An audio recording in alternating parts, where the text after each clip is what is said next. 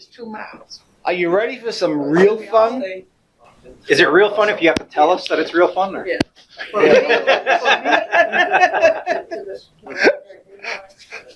Why do we have signal conditioning?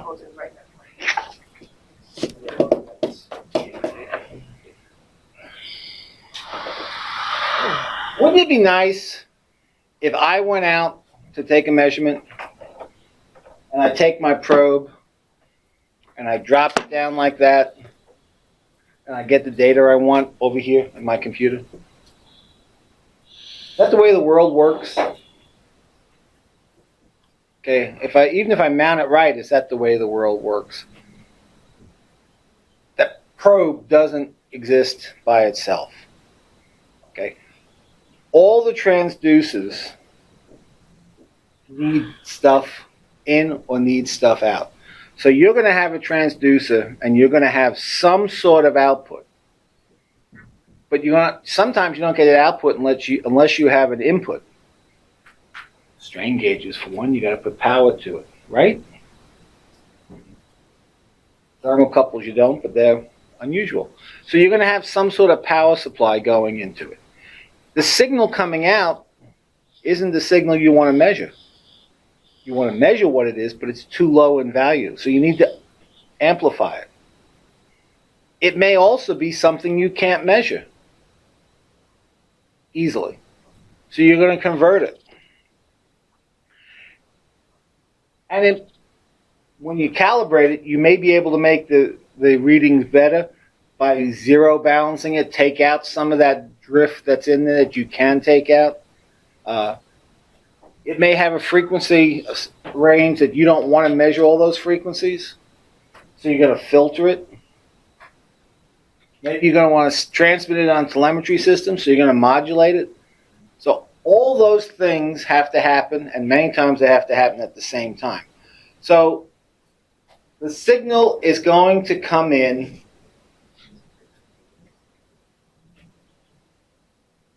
to your whole system. And you usually, one of the most common things is you have to amplify it. And I started, God, when I think about some of the stuff we had to work with back then, we had to make our own amplifiers. Literally, we had to design the circuit board. They just didn't exist. I can't believe I did it because I couldn't do it today. Okay? So, you need an amplifier. You need a signal conditioning. You needed to, in some cases, a negative amplification. The signals were too strong because I can only take a little bit.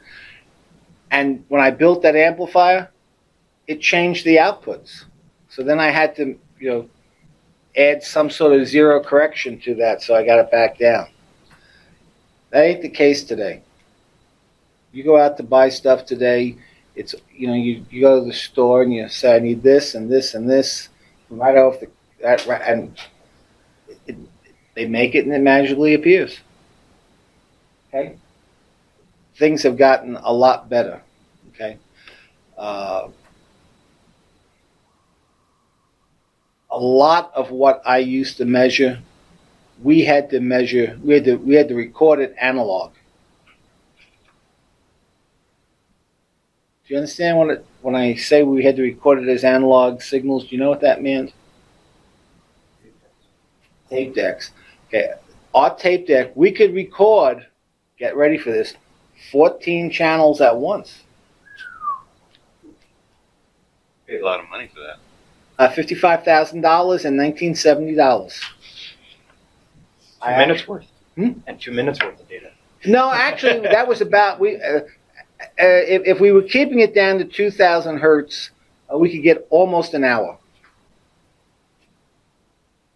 We used to have a switch in the cockpit that we'd set everything up, we'd make sure it worked, and then the pilot would turn off the switch until he got it flying.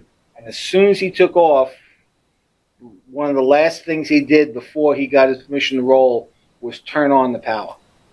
So the tape recorder would record. You got 14 channels of data. could do anything you wanted with all 14 of them, and we used almost every day all 14. But each channel had one signal on it. No multiplexing. Each signal was 0 to 5 volts. Now you could use less than that, but you couldn't use more because that's all it would take was 0 to 5 volts. So what came into it had to be 0 to 5 volts. So whatever we did before there, the last stage had to be an amplifier to convert it to 0 to 5 volts. Bless you. And you had time because the tape would move with what, in addition to the 14 channels, we had a time code generator putting time code in there. So you had very accurate time down to hundredth of a second. It was actually more accurate than that, but I think all it recorded was down to 100th of a second. You had the time going on, and all the channels were referenced to that time, so that was good. You knew the time. And then what you would see on there would be a 0 to 5, would equivalent to altitude or speed or air temperature, vibration. There was also an audio channel on there in addition to the 14, and we normally had a hot mic, so everything the pilot said was on there. But that was it. And at the end of the flight, you'd have an hour long flight would be an hour-long tape. Do you think we ever ran out of tape? But we had a guy who was sitting there watching the counter in the control room, and as we'd get close to the end, he would say, "Stop, return to base," so that they could land and we'd change tapes.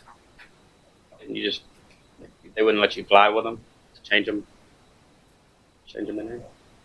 Many of the planes we were on was single seat, tactical. I've flown on them. You don't want to fly on them. We actually had one company who said they had no place to put the tape recorder, so they were going to strap it on. It was a 2-seat, it was a trainer. They were going to strap it on the guy in the back seat, and he would be controlling the tape recorder.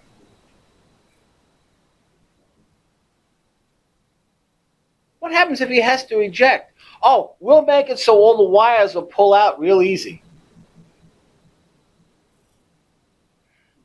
I've never had to eject from an aircraft. I did go through the ejection seat training. Anyone ever been kicked by a mule? That's about what it feels like. By the way, if you take off, someone asked the other day, what was it like taking off from a Carrier? It felt like you were kicked by a mule.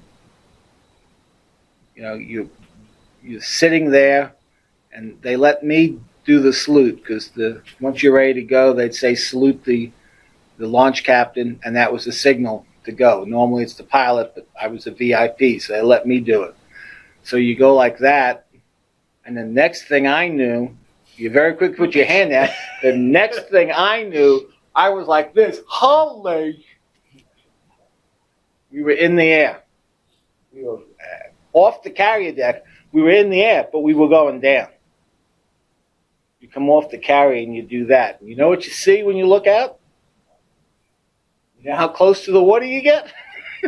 Felt like we were in the water. Okay, it is. And landing is very similar to that. It's like hitting a brick wall, and you get thrown forward very hard. In fact, I did some off-center arrestments at Pax River on a simulated carrier deck, and Friday, the next morning, I woke up, my wife looked at me and said, "We'll go into the emergency room, you got pink eye." Anyone ever had pink eye? I never did. Is it painful? It's itchy. Itchy. Well, mine wasn't itchy. I was in pain. We go to the emergency room, and the nurse looks at me and says, "Okay, take off your shirt and put on the hospital gown." And I took off the shirt, and she looked at me, and she says, "Let me get the doctor. Don't go any further," because I was all black and blue, and she could see the harness marks on me. Doctor came in and says, "Oh, Were you flying? Yeah. Oh, you have negative G syndrome. And the blood vessels in my eye had broken from the force of this happening.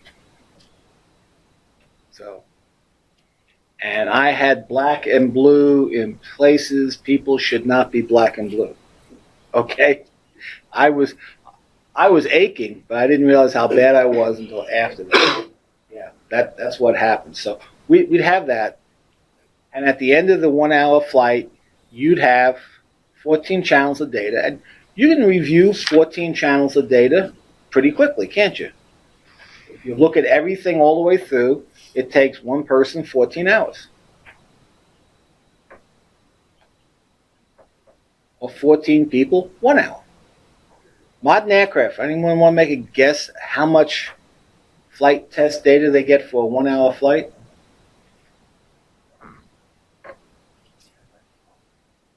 Two to 4 terabytes of data.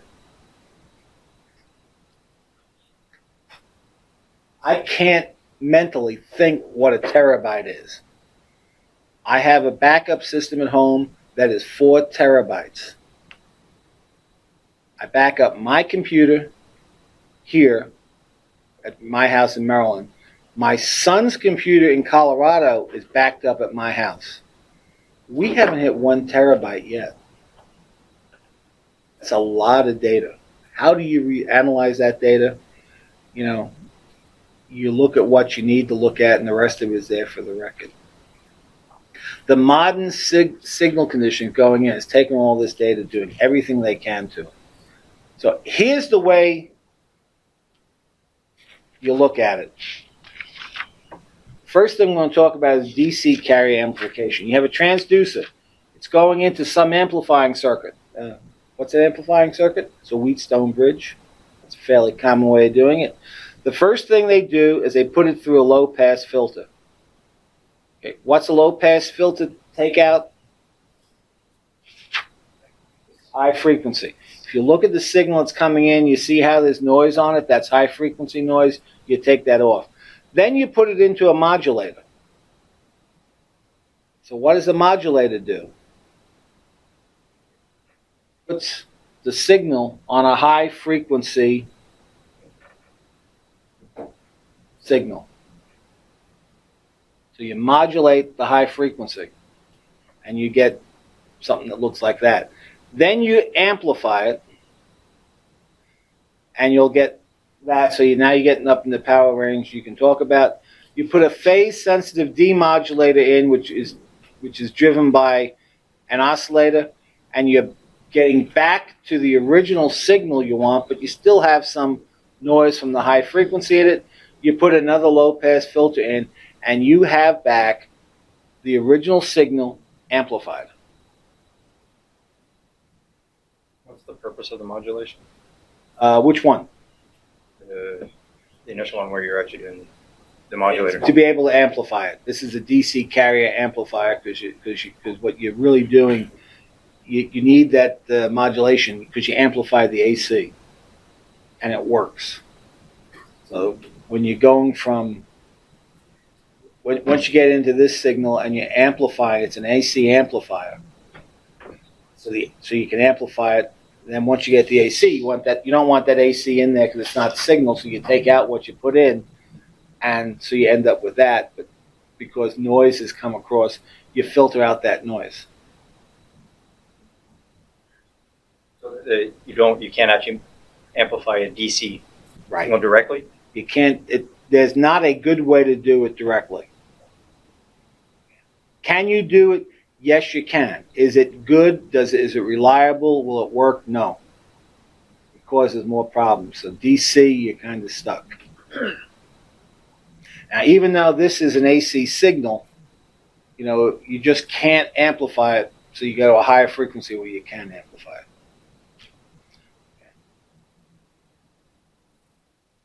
Fairly similar, only now you have an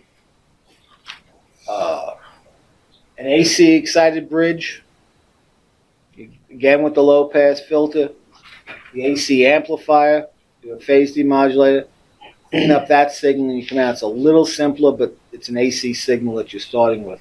The DC signal is, trying to think, is it in this class? No, it's not in this. I don't think it's in this class. In order to have AC, it has to go through 0, right? What's above 0 and what's below 0, the AC signal goes through 0. If you have a signal up here moving like that, never goes through 0, is that an AC signal? It's an AC signal. It's a DC signal with an AC component. It never goes through 0. And that's what you have on the other one. It's a DC signal with an AC component, because DC, if it's not digital, will vary in time, but it's still DC. It's not AC because it doesn't go through 0, and it makes difference mathematically. Now, you can do things to make it look like an AC signal, and that's basically what they do. FM carrier amplifiers. I won't go through the whole thing, but basically, you put your signal onto an frequency modulate. You modulate a frequency. Okay. Why do you want to do that? I heard some people doing that. Who does telemetry? How do you get the signals? How do you get your signal? How do you transmit it? It used to be FM. That's I know. I know. That's the new stuff. The real world is FM. Yeah. We now transmit digitally. Yeah. You have in your cars. Do you have AM and FM radios? No, you don't. It's all digital now. They're going away. Your home TV, if you have over the air, it's digital. It used to be FM. Right? Anyone ever hook up an old TV to an antenna today? Do you get anything? There's no signal out there. We were cleaning up and found an old portable TV. The gravity is, and we get nothing. Not true in all cities. Back home, we still get that. And the amount of old cars that are still on the road today. And the cars are still transmitting, but they're working hard to get rid of them. The TVs, if you're getting something, you're lucky, because the FAA, the FCC said they're gone as of 2010, I think it was. We were last back in our part of Canada. There was over-the-air analog is gone. Yeah, it's gone in the U.S. too. I think it was 2010 was the last year, because the all the TV stations were saying, call us up, we will give you the decoder box. You need a box to decode it, because what's transmitted is FM. If you have the old TV, it's still over-the-air transmission. But if you have an old TV without the converter box, all you're going to get is noise. They're still transmitting on the same frequency. So They're transmitting digitally. The What does that TVs will mean not. exactly. What does that mean if they're transmitting digitally? Instead of transmitting an analog signal, some sort of signal like that, you're getting ones and zeros. So basically, here, I'll show you. It's easier to. You have your carrier wave, right? On an analog signal, they put it on, attach it to the carrier wave. Right. Well, it's just like on the old phones, where if it cut out, it would be like Now digitally, they attach packets, so you could actually knock out a part of that signal, and it would repeat itself 3 to 4 times on the same packet, so you won't get the dropouts. But the packet is still when it comes down to it, you've still got electromagnetic radiation. Yes, it's still electromagnetic radiation. It's still being transmitted, but the way it's transmitting it is not as an analog signal, which is what it used to be. It's being transmitted as a digital signal. So after you get it, you have to understand the digital signal and convert it. So are you transmitting like this then? Like instead of continuously transmitting, they're transmitting, not transmitting, transmitting, not transmitting. Now it's continuously transmitting, but it's transmitting a series of ones and zeros. And a packet will come in and it will be converted. Now you might get 3 or 4 packets, so if you have a bad signal in one, I guess I don't understand what signifies a 1 or a 0 with an electromagnetic wave. It's just a carrier wave. the electromagnetic Carrier wave is a what carrier. gives you enough power to transmit it.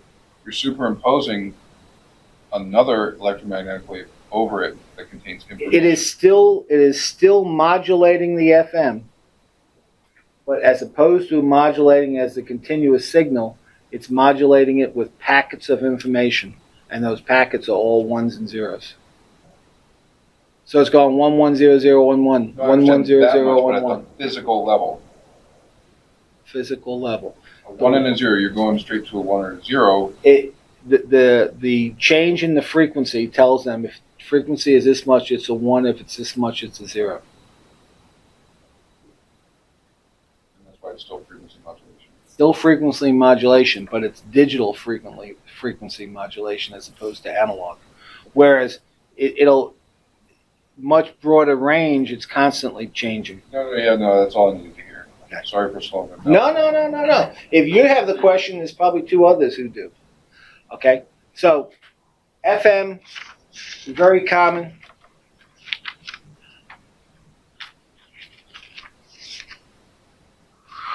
What you, as you're transmitting,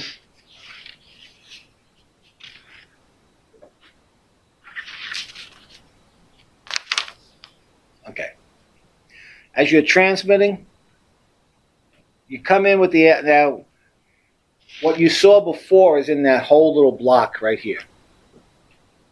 Now, we're getting to a larger scale. Signal comes in and you amplify it. Then you go ahead and use a phase-sensitive detector, and what it basically does is it rectifies that signal. Then you put a low-pass filter in it, do some sampling, and you get your output. It allows them to take a weak signal and lock it in so that you get a much stronger signal on the output.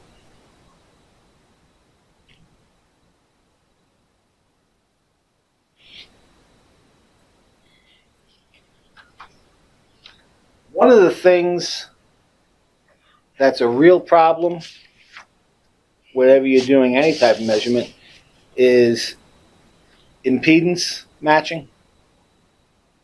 I think I asked any of you into audio, and no one is anymore, but okay. If you're doing measurements and you're putting cables in there, you pay attention to what the cable is, what the impedance of the cable is. You use coax cables, right? What's the impedance of a coax cable?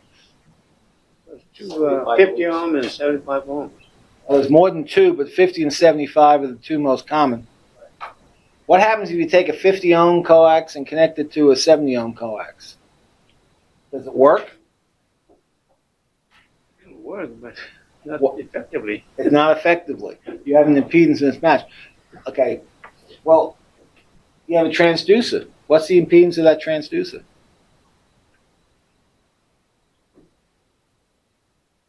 Exactly right. I don't know. You got to figure that out. You got to know that. How do you know that? Manufacturer tells you. So you want to match it. You may want to match impedances. You do want to match impedance. So when you have you cannot control after the fact what impedance the cable is. It's going to happen by building the cable. You're going to have it. Because basically when you have two wires and the distance between them, you've created a what? A capacitor. Okay?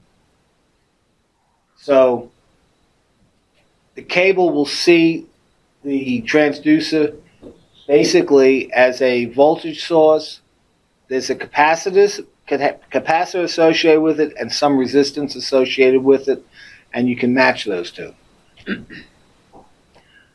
How about resistance source impedance? That's also there, isn't it? That coaxial cable, does it have a resistance associated with it? You ever measure the resistance of it? How long are the coaxes that you use? How long? Up to 500 feet. Yeah. Is there a loss on that 500 feet?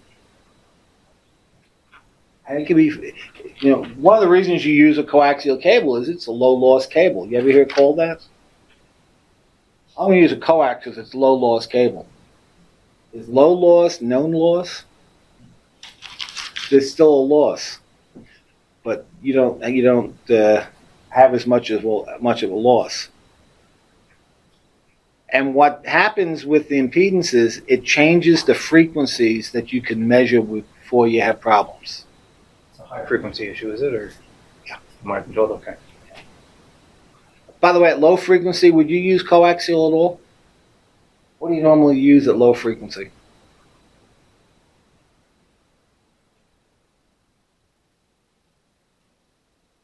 How about twisted shielded pairs? Take the two wires and just twist them. And why do you shield it? Because you don't want high frequency getting in, so you keep the high frequency out. Twisted shielded pairs work fantastic. Is there a loss with that? Yep. Is there a capacitance with that? Yep. So it comes on in. So if you're trying to match and you're trying to figure out what you get, and it's a resistive source impedance, which is fairly common, you can go ahead using the equation on this and figure out what frequency you're good to. This cable is good to 39.4 kilohertz. Is that high frequency?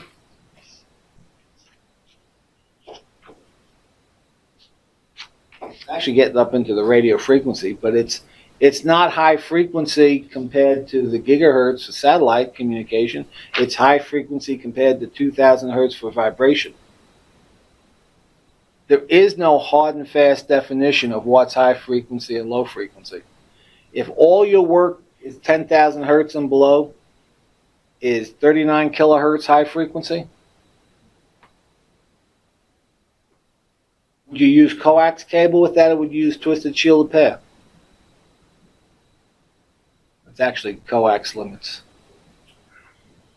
So, all right. Question? Correct limits? What's the correct limits, usually?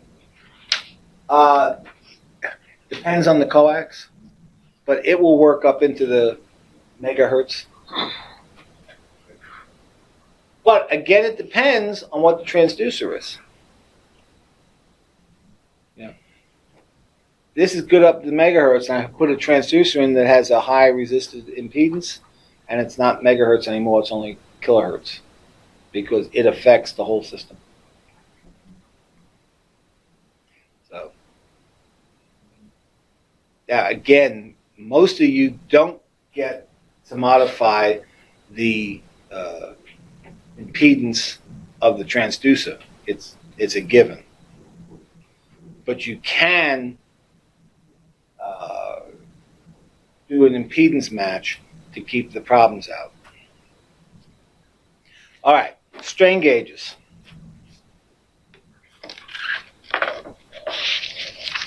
We briefly spoke about it.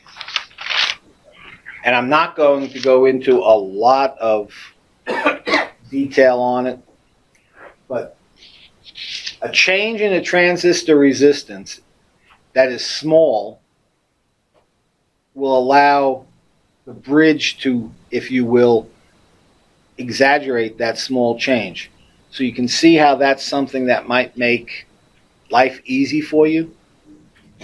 If you're trying to measure a very small change in voltage, is that hard or easy? It's hard. So if I could make that small change appear larger, it makes it easier. Okay, you can have one variable or two variable.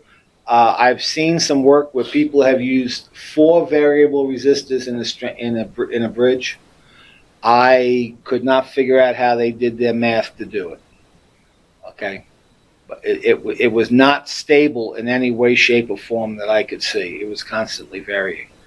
But normally it's 1 or 2 variables, one being the most common. So only one arm of the bridge is variable. So it actually makes it much more sensitive when you do that, but it also makes it much more difficult to do calculations. Okay. If you actually look at a strain gauge, and we have our bridge 1, bridge 2, bridge 3, bridge 4, that's pretty easy to figure out. Those are the 4 bridges. Well, what about the ZBAL? That's a balanced 0 resistor, so you can get 0 out the bridge. The T2S, that's temperature sensitivity, and you can make an adjustment to it. You have a resistor for sensitivity, another resistor that's going to be a temperature sensitivity. Okay. So you compensate for what's going on. So the strain gauge, which I showed you earlier today, was a very simple device. There's a circuitry that goes with it that does a lot of these others that helps you compensate for temperature and compensate for 0 offset. Okay.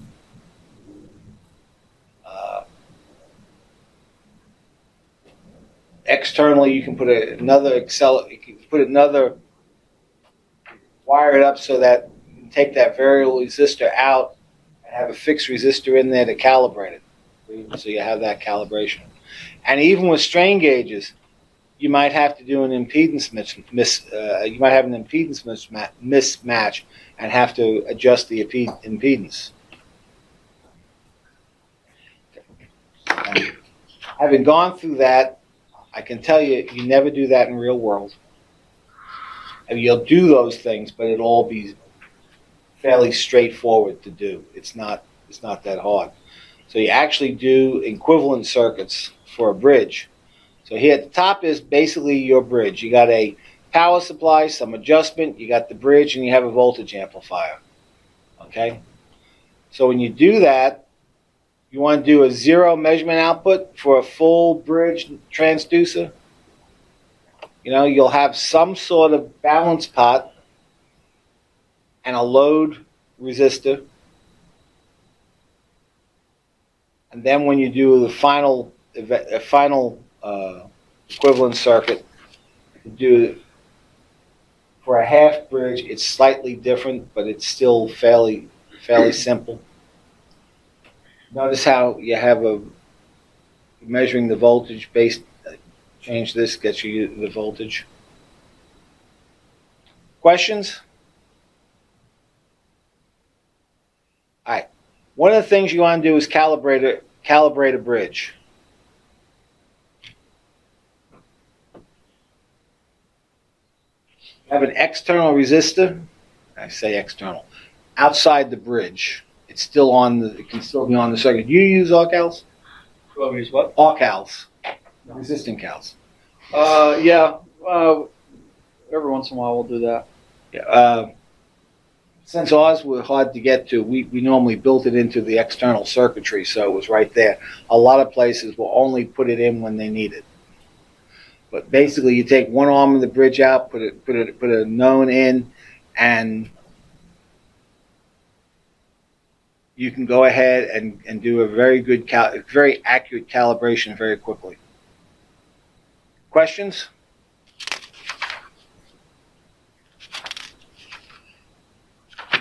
I notice you're not real interested in calibration, so I'm not going to a lot of time on them. Okay? You can read what's in the book. Give me about 3 more pages, and then we'll break for lunch. Okay? All right. Voltage insertion calibration. You can take the bridge, set up, and have another resistor in line with the bridge, one of the outputs of the bridge, and very precision resistor, and measure the current through it, and calculate the voltage drop, and that will help, and that will let you calibrate what you have in the. Again, that's this would be called an S-cal.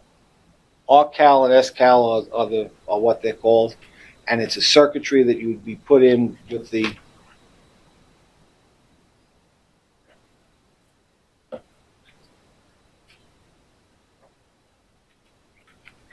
outputs.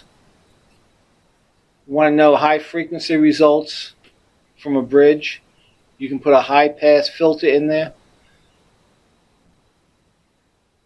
High pass filters are very simple. They're resistor and capacitor. Have you ever heard the expression a 3-pole filter or 6-pole filter? Some have, some haven't. It's a fairly common term. Do you know what it means when I say 3-pole filters? Back to that imaginary phasing. No, not really. That comes into it. But when I say a 3-pole filter, I'm basically saying I have 3 RC circuits, one after another, that I'm running it through. Each of those RC circuits is a filter. When I put another one in, it filters it some more. I put another one in, it filters some more. That's oversimplification. That's telling you what it is. It's basically those 3 circuits to allow the high filter to pass. You can, by choosing your resistor and capacitor, you can change the frequency that will go through there. Anyone have to do remote sensing? Not in this group. The group I was teaching last was doing testing of Army vehicles, and a lot of them were in temperature chambers. You don't want to be running in and out because you changed this. So all the stuff would come to out on cables to outside the temperature chamber, and they still used a switch, and they could choose which signals they were looking at. So the bridges were in there. They had all the excitation and the output, and as they would choose this, they would choose a different signal, and they could input the calibration so that they would know what they were calibrating. So they could calibrate, test, sample and hold type circuit, calibrate, test. It can be done. So you can do it remote sensing. So you get multiple strain gauges by one data acquisition system.